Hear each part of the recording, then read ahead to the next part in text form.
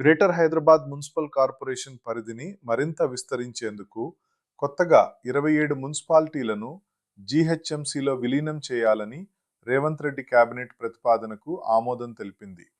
హైదరాబాద్ చుట్టుపక్కల ఉన్న urban local బాడీలను గ్రేటర్లో కలపటం ద్వారా ఔటర్ రింగ్ రోడ్ ఇప్పుడు భాగ్యనగరం లోపలికి వచ్చినట్లవుతుంది.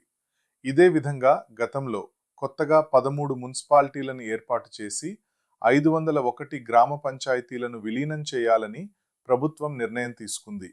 ఈ మేరకు గత ఏడాది సెప్టెంబర్ నెలలో గెజెట్ నోటిఫికేషన్ కూడా విడుదల చేసింది.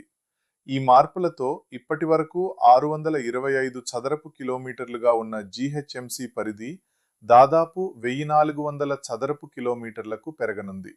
ఇప్పుడు మరో కీలక నిర్ణయంగా ఔటర్ రింగ్ రోడ్ను ఆనుకుని ఉన్న మొత్తం 27 అర్బన్ లోకల్ బాడీలను జీహెచ్ఎంసీలో విలీనం చేయడానికి కేబినెట్ ఆమోదం తెలిపింది.